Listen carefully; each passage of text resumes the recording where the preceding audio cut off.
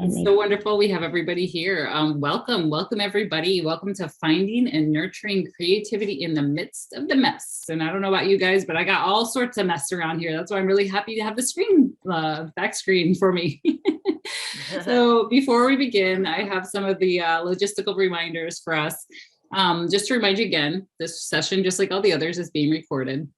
We're going to be offering time for questions at the end of the presentation, but of course you are welcome to use the chat during the session. We have our beautiful Megan who is monitoring the chat, who is going to make sure that we capture all those ideas. We love the fact that there's already lots of questions that were dropped in our Cuba Q&A, so we'll pull those over, although we do hear that Keely has already folded some of those into her presentation. So that's wonderful.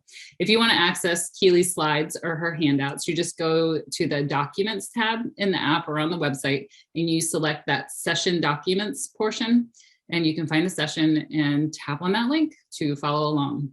Additionally, the notes page for this session is in your program, and you can find that on page 24. So now it is my honor to introduce our esteemed presenter, Kaylee Bruner. She is Keely. I just said Kaylee. So sorry. It's getting late in the day. Keely Bruner. She is a mom of 3 and a certified postpartum doula through Doulas of North America, which is also called DONA. I actually had to look that up because I've said DONA for so many times, and I was like, what does that stand for? So she loves creating and expressing herself through writing, music, and needlework, and is an avid reader of just about anything. She's been leading quarterly creative gatherings for the 4th Trimester Arizona for the past year and loves helping people find and share their spark. I love that. Thanks for being with us today, Keely. Feel free to take it away. Thank you so much, Elizabeth. I will just let everybody know that I'm getting over a cold, and so I apologize if my voice is a little bit froggy and might have to cough here and there, but you can't catch it over the screen, so there you go. I will go ahead and begin to screen share because I've got a lot to cover. And it's going to be this right here. You guys see me? Okay. So, everybody can see my presentation? Yep, we can see it. Great. Perfect. So this is Moon Muse. That's what we've been calling the quarterly gatherings, finding and nurturing the creative impulse in the midst of the mess. Do you ever feel overwhelmed when you receive a new idea for a creative project? Jealous of creative people on your newsfeed? Exhausted by the thought of doing another thing? Do you remember writing, painting, playing music, creating in your previous life before becoming a mom, but your creativity is buried at the bottom of a sink of dirty dishes? You would love to be creative, but it's lying under mounds of dirty laundry. When was the last time you got lost in a creative project or lost track of time making something? How long has it been since you went through a roll of masking tape creating a project of your own imagination? This happens regularly in my house. I don't know if anybody can identify. There are many reasons. Some of them are going to be outside the scope of our talk today, but we're going to talk about creativity. You are creative. I'm going to share with you a little piece that I wrote. This is 100 words because I felt like that was a good way to kind of sum up. We work in small pockets of time and energy as moms, especially when it comes to creativity. So I'm sharing this 100-word piece with you. Dressing, brushing, zipping, buckling, how they drain creativity. Like water, it slips through my hands. Where is the time or energy to harness it? Nevertheless, my life demands innovation, memory, intelligence. Finding a dozen ways to get a toddler to eat. Shepherding 3 children through the public library. Constructing 2 dinners for a family of 5 using 2 eggplants, a bag of spinach, a cup of cornmeal. Every day is a tapestry of micro decisions, a workshop for solving broken sleep or prickly attitude. A daily masterpiece of laughter over dinner, unprompted gratitude, suffocating hugs and wet kisses. These are my medium. And so what I'm trying to help you see here is you are creative, okay? All of us have figured out how to get to this conference today, whether you found someone to watch your family, or you figured out a way to keep the dog quiet, or whatever it was. You're creative. Let's talk about the creative impulses we experience, recognizing them, receiving them, and nurturing them. So, I did say this. If you're at the conference, you're creative, you figured out the logistics of sitting here and giving your mind to this, at least some part of it. I understand that some of these you just have it on while you're fixing a meal or you're changing a diaper, and that's fine. That's creative. One of the questions I got on the Whova app was someone who didn't feel like they were creative. And so I think that's a really important step in finding and developing your creative impulse, is realizing it's already there. You just have to know it, okay? You can recognize it in different ways. Cooking something new. How you do chores. Do you figure out, hey, I know what we can do. We'll do a chore blitz and then watch a show. And then we'll do a 10-minute chore blitz, Some people have creative ways of doing these things. How you get on the same page with your kids when you have disagreements, whether they're 3 or 13. We are creative beings. We figure out solutions to problems. And I think that just recognizing that is a really important part of developing more creativity. Okay. Receiving creative impulses can be overwhelming or intimidating, especially when they're unexpected. Okay, this happens to me sometimes, where I get an idea for something, and I'm like, yes, but when am I going to have an hour or 3 to hash that out? Like, when could I possibly actually get to discussing that with someone or getting it down on paper? Because I like to kind of call it like the muse doesn't really always care about our logistical situations, what we happen to have going on. It's not a good time to get a creative idea when I'm trying to fix dinner, okay? But you can consider a couple of ways to be ready to receive the inspiration. And something that works for me is having like a workshop, okay? It can be a physical place. It happens to be my bed. Happens to be a fold-out desk that I have. An intentional time slot or routine, even a file on your computer for ideas that occur to you. So they're not lost forever, Sometimes the muse has to be invited, okay? Maybe you have a journal. Maybe you set aside 20 minutes each morning just to write down what you're thinking. This is taken from Julia Cameron's The Artist's Way morning pages exercise, which is don't worry about what it says. Don't worry about what someone else might think. Just write down what's on your brain, and that way you'll be sort of clearing the air so you can face your day with a little more intention. Okay? Understand that the muse can be fickle. It's not like, oh, it's going to show up exactly when you need it. Okay? Sometimes you can invite it, and it may or may not come.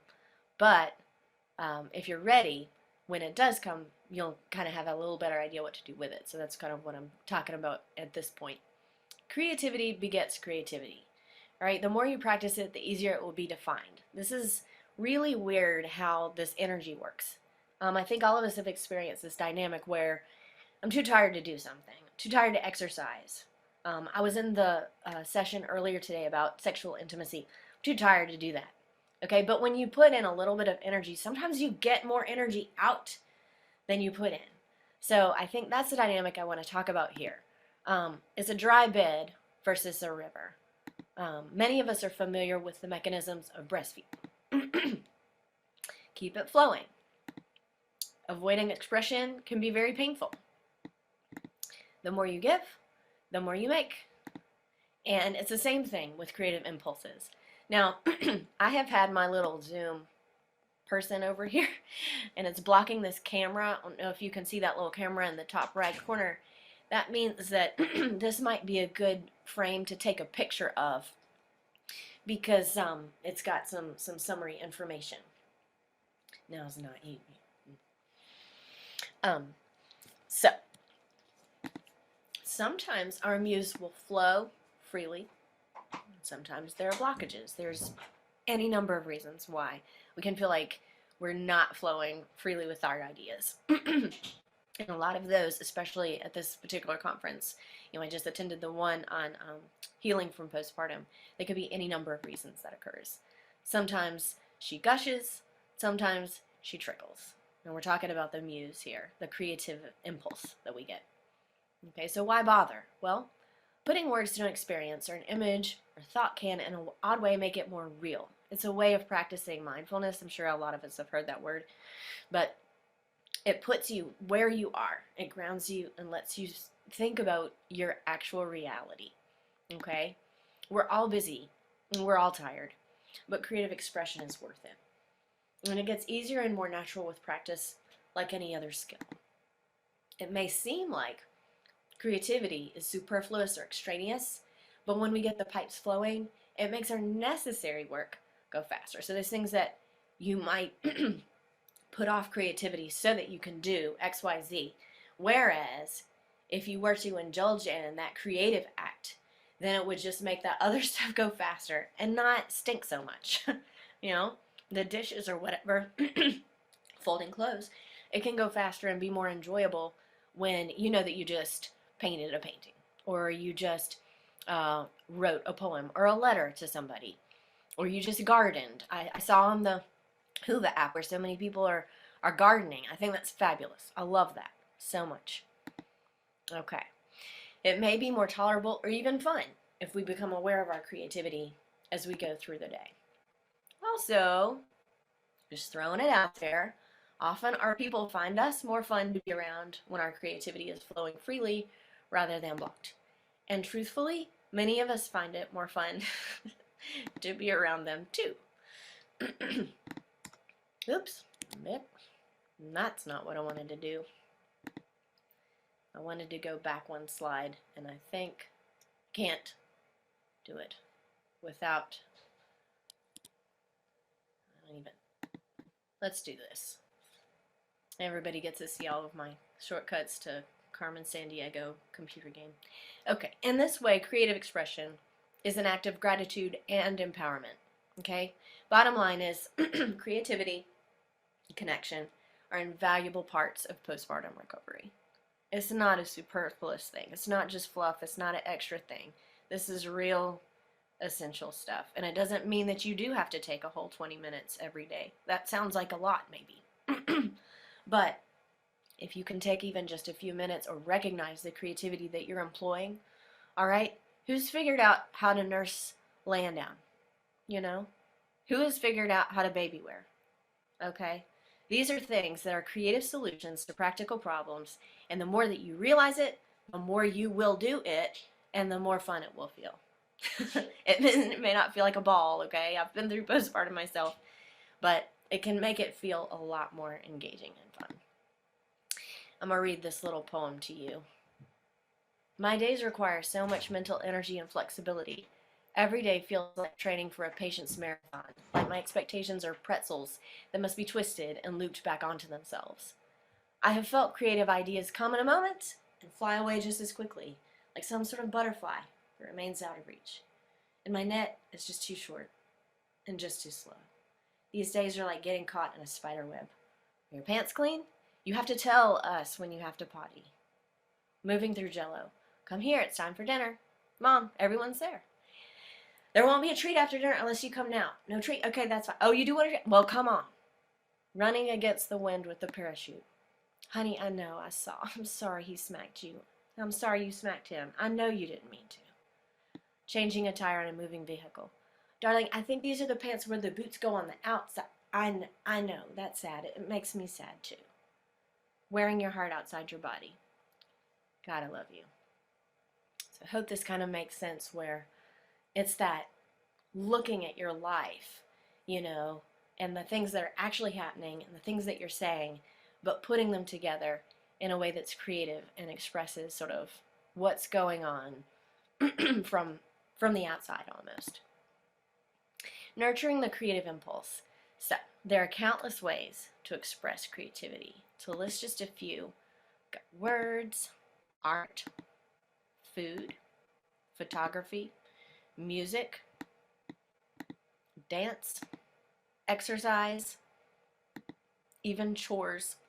And I think I mentioned earlier about the chores. With exercise, something like figuring out how you can do it with your toddler around or a baby. Can you do Zumba while you're wearing your baby in the Moby wrap? Can you do yoga with your baby on the floor? You know, I think that a lot of us have figured out ways to do these things and we just don't realize that we are such creative beings. Okay, I hope that this is getting across. I think I'm saying this over and over, but I really want you to hear that it feels like, especially during postpartum, I don't know if anybody can identify this, being creative is such an extra thing. It's so out of reach. But what you need to know is that you are living in the middle of it. You are doing it. You created, however you want to think of it, you grew a person in your body, and that person came out of your body. And then if you're breastfeeding, you are nurturing that person with your very own body. You guys, don't ever tell me you're not creative. Nobody come to me and say, I'm not creative. I want you to hear that. The point is to find something, not everything. You do you. Find what interests you, not what used to interest you, what you feel should interest you, what's cheapest, what you already have the materials for, what people have told you you are good at. These can all certainly be factors to consider, but if it doesn't light your fire, it's okay to leave it. And here I want to say an extra bit because Dina did such a great job talking about postpartum healing in the last session. I'm sure there are others at this conference that are talking about the same dynamic, which is that we change after we give birth, okay? Our brains literally are reconfiguring. Okay, we are cutting, she said, we are trimming synapses, brain connections. So it's very natural that you should have different interests, maybe even different abilities. I know a woman who all of a sudden, when she became pregnant and she had her daughter, started really caring about violin music. She was just like so impressed with the beauty of it, but she had never really thought of it before that time. I can't explain that to you. I don't know what it is, what part of her brain was triggered or whatever, but I can tell you that these changes do occur during postpartum where you're not who you were, and that doesn't have to be a bad thing. It can be a really good thing. It can also just be just different. And I think that it's just something to sort of learn about how to manage, your sort of brain in these creative ways, okay? Now, I do have a caveat here. Don't immediately think of ways to make it a side hustle, okay? If it turns into one, fine, but let it be for you, all right? If you like cross-stitching and you just want to do it and just make a wallpaper of cross stitches for your room, do that, and don't make a penny, and know that it's been worth it. If you want to turn it into an Etsy business and sell them for $5 or $10 each or whatever it is, do that, but let it be for you. Okay, you make the decision, right? Your creative work, it's impossible to assign a value to it. And if you have to, then you should definitely be mindful of that. But think about it before you do that, okay? For learning new skills, I have a few recommendations. City Rec classes. I personally did a line dancing class through the city of Tempe. I did not know that it was a line dancing class. I thought it was just going to be a varied dance class that we would do. It touted itself as dancing to oldies and jazz and country, and we did all of those things, but it was also line dancing, and I went to the whole class, and it was great. I recommend them. They have good directors and teachers for those classes. Videos on YouTube. You want to learn how to paper mache? You want to learn how to make a tiny cardboard house for a toy hamster? They have a video about that. My daughters watch them all the time. It's there. Whatever creative thing you can think of, it's going to be on YouTube, and you can learn how to do it. Right? Books. There's several guided creative journey resources, and this is a great way to get those juices flowing. When you're not even sure where to start, maybe start with a guided creative journey. I did one called Muse with the Moon. All right, and it was based around the moon cycle. Kits. These are super for trying a new skill without too much expense or commitment. Maybe you've always been interested in stained glass. Maybe you've always been interested in, I don't know, napkin folding. These are ways that you can just do something new. That was another thing that Dina mentioned in her session about postpartum healing. Doing something new is a great way to sort of recover during that postpartum time and beyond. Okay, The Artist's Way by Julia Cameron.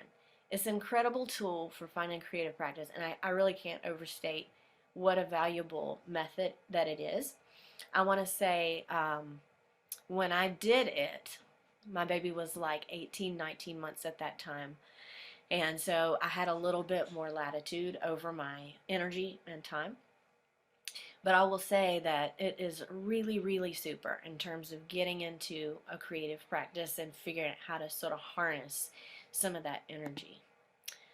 Inspiration can often be found from our families. They can be the subject of our art, just like the pieces I shared with you. They can be the audience or recipient of art. Maybe you sew them something. Maybe you cook them a fine meal and hope that they eat it. My children are not always receptive in that way. But you can do any types of things like this. Write them. I happen to have a practice of creating. I've created email addresses that my children don't know about for them, and I write them monthly, just kind of like a little update of what it is they're doing, and maybe they'll read them one day and it'll be really cool, and maybe it'll be really embarrassing for them. I don't know, and maybe I'll never share them. But the purpose is, do it for them, do it about them, teaching them an old or new skill you have. Okay, maybe you play an instrument. There are a lot of dynamics involved in teaching your kids some skill that you have, but it can really be enriching. It can be a lot of fun. Learning a new skill together.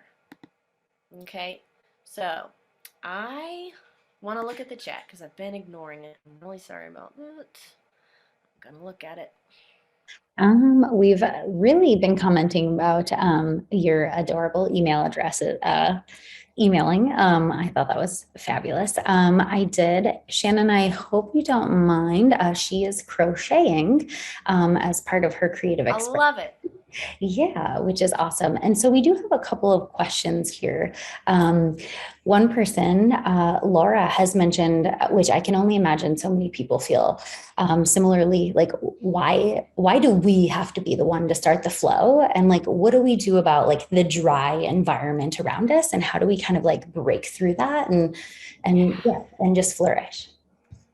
Absolutely. Thank you guys so much. This is really encouraging. These chat comments are fabulous. And Elizabeth, you do have an access to a part of your brain you never known before. I mean, it really, really is. It's wild. Laura, I love your question so much. Why does it have to be me to start the flow? So that's excellent. And so one thing that I wanted to say is that it's not necessarily starting the flow, it's opening yourself up to it. And so that's what we're going to do actually right now. I don't know what time it is, and so Elizabeth is going to give us. Elizabeth, what time is it? It is 2:20 right now, Keely. You got plenty of time. 2:20. Excellent. So what I'm going to do is I am going to let us give the muse a chance to spread her wings. So I hope that people have maybe some paper, or maybe you can open up another window in your computer or in your phone. For the next few minutes, think about an image from your parenting or childcare journey and write down or sketch any details that come to mind. You can do this with words. You can do it with, if you have a pencil or a pen and you want to sketch it. I personally do not have that skill. We won't be sharing it here necessarily, although you're certainly welcome to, and we may actually have time to, which would be really, really cool. But basically, I'm just asking you to think about an image, and any details, just jot them down, and we're going to do this for just like 5 minutes. I believe that we have that much time just to give it. Now, this is going to be a little tricky because this is relaxing piano music, and I'm real sorry about that. That's going to look weird. Starting at 25% off.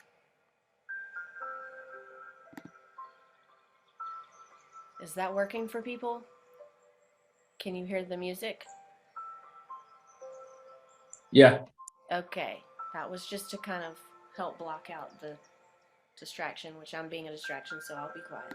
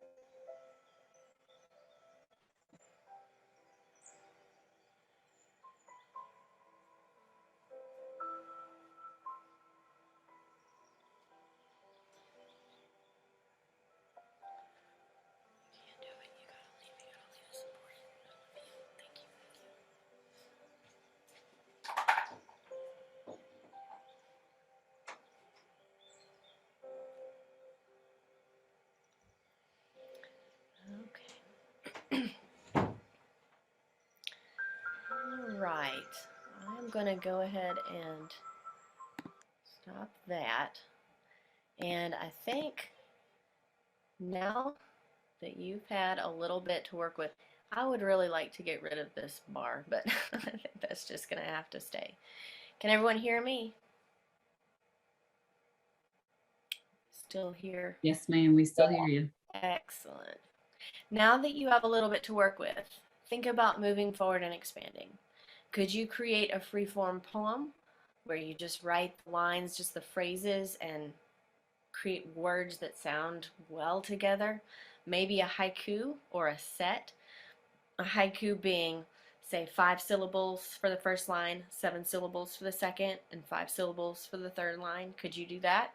Or perhaps a 100-word piece, or a sketch, or collection of images. Maybe you allow yourself a minute or two to sketch each one, just to honestly prime the pump. You can see where this impulse guides you, and maybe using some of the tips from today, you can find a few minutes to explore this week or in coming weeks. On that note, we began quarterly meetings to discuss our creative work and specific pieces in 2021 called Moon Muse, often around a prompt. And you are welcome to join us. Yay! There are places to share creative work for the purpose of assessment, evaluation, or constructive criticism, but this isn't really the purpose of the Moon Muse gatherings, though you can certainly make connections towards that goal. This is a place for welcome, appreciation, and resonance. We're midwives of the creative impulse. So if you think of that in the sense that, like, when you give birth, no one is going to be judging that baby. If you bring a poem, if you bring a piece of art or a photograph or a photo of a meal that you made, we are all going to say, you rocked it. You did an amazing job because you did a thing. And that is really, really special. Okay, so the next Moon Muse gathering will be Wednesday, May 11th from 10 to 11:30. And we would love to see you there. And also, I'm just going to throw in that we are thinking of the idea of beginning a quarterly creative journal to share our experiences of moving through the world with our hearts outside of our bodies. That is to say, as parents or guardians of younger humans, whatever age. If you're interested to be on the communication list for our gatherings or submit work to be included, you can contact me at moonmusedoula@gmail.com. And submissions can be prose or poetry of like 1,000 words or less. We'll say photography, other visual art, whatever you can send electronically, and picture going in an online journal, like a MailChimp type of email. That's probably what the format will look like, and we would really like to invite people to participate in that. I do have a picture you can take a photo of this screen if you like, with just lots of ideas of ways to be creative. So I'll let that sit for a minute if you want to take a screenshot.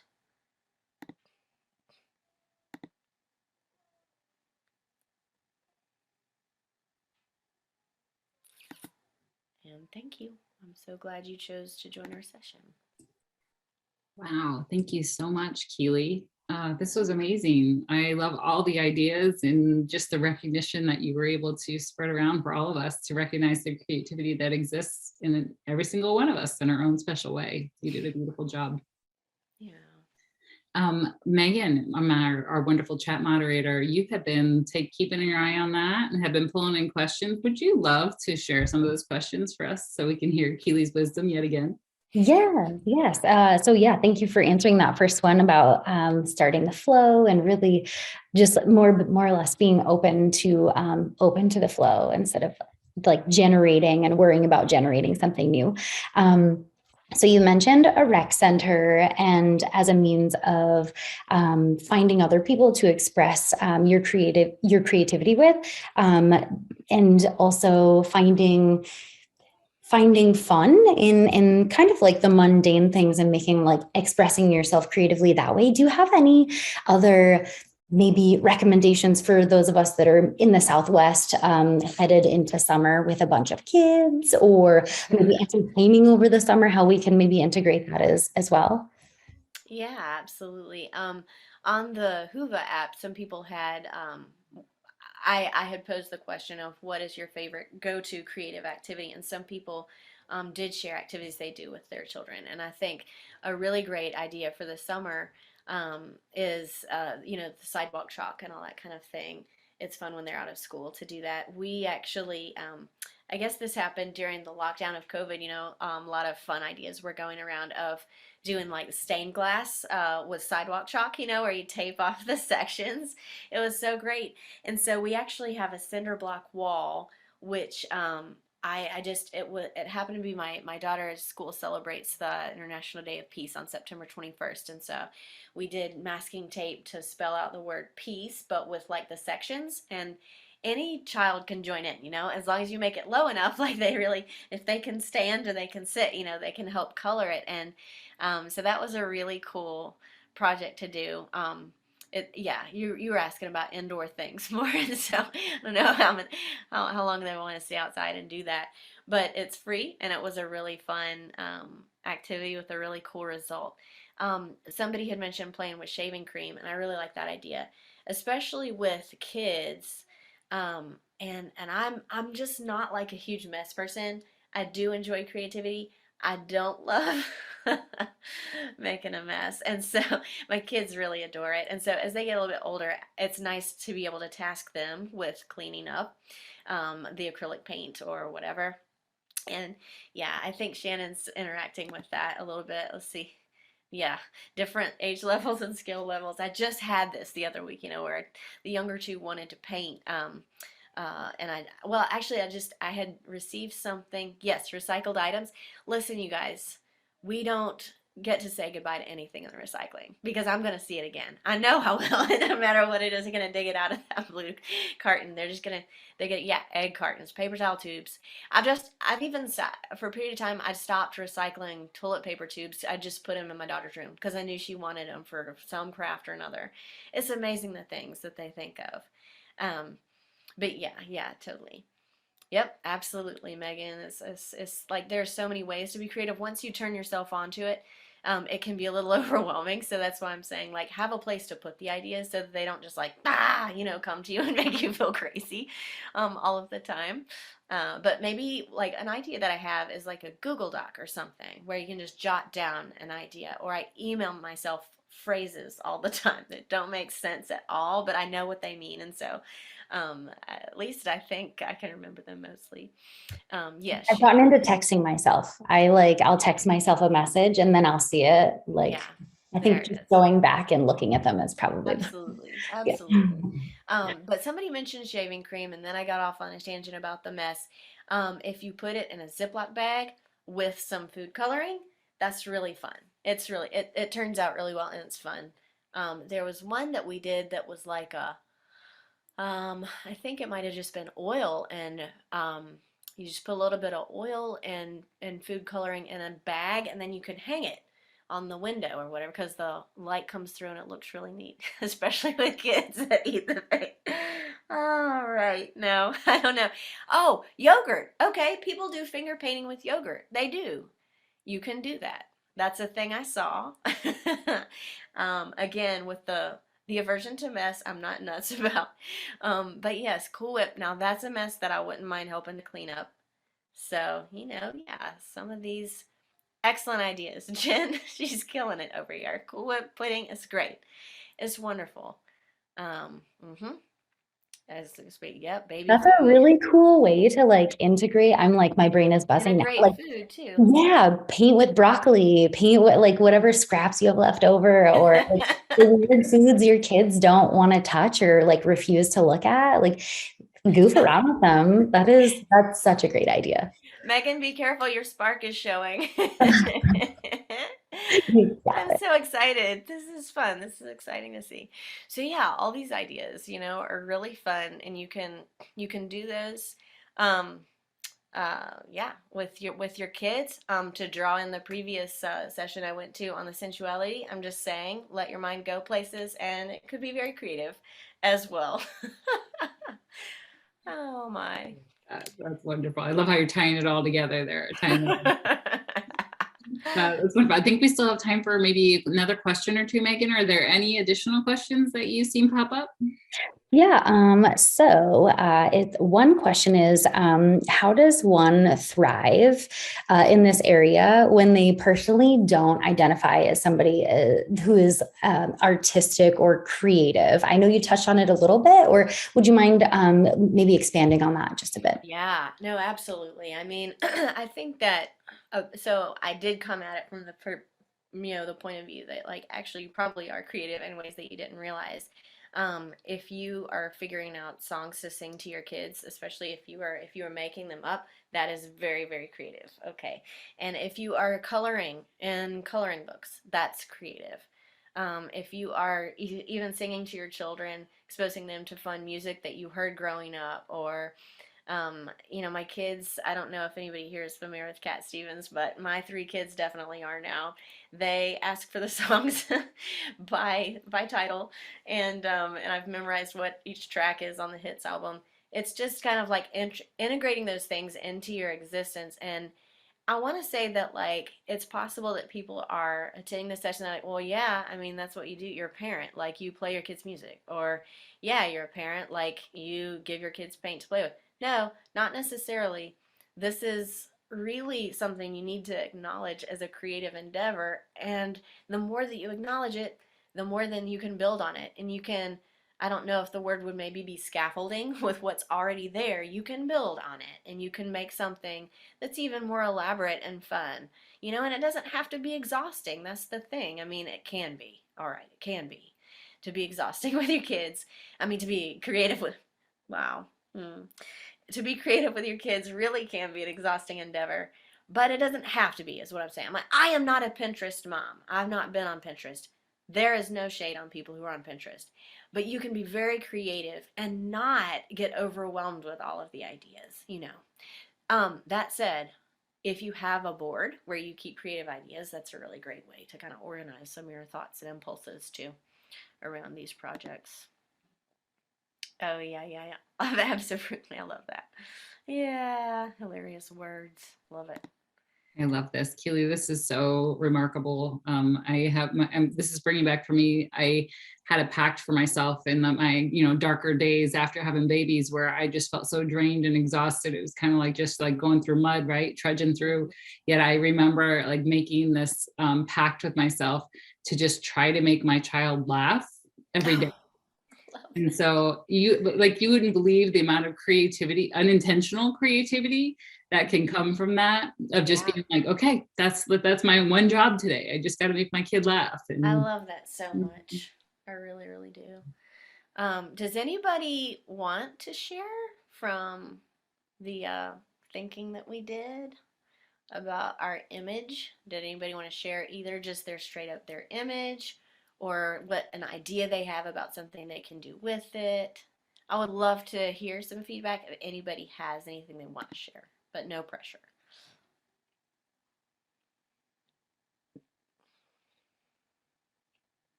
Yeah, I think Maria has her hand up. Maria, do you want to unmute and share with us? Hi, everyone. Sure. Keely, I wasn't going to, but then I felt like I needed to because you're Keely and I'm me. So, so I actually just grabbed my journal and was like writing some random phrases for a poem. And then my toddler, who is right here in the background, he wants to now talk to everyone. So it's just a really quick poem. It's never ending. The noise, the needing, the wanting, the yearning for something within me that seems to be hiding away. I might have to stop because he wants the phone. There we go. But I think they can see it. They can sense it. I hear it in their voice as they say mama and look at me in that way. A reflection maybe of this thing that was inside of me and is waiting to come out. Can you guys still hear me? Yeah. Hello. Okay, sorry. He just took off with my phone. Another diaper change, a wipe off his snotty nose, the interruption because he wanted the marker and now I'm holding the pencil and writing as the Cheerios have spilled all over the floor. And that's all I got. I love it. I love it so much because I feel like pretty much everybody here can identify with that. And we can all resonate with it And that's, for me, I really see that as such an important part of creative impulse and expression, is finding someone that gets it, that understands. And then, maybe you think about that later in the day and it gives you strength for what you're doing. And you see those Cheerios on the floor and all of a sudden it's funny because you know that same thing happened to Maria just the other day, and that for me is some of the real beauty behind creative expression and sharing. So I'm so glad that you did, Maria. Thank you for sharing that with us. Thank you, Maria.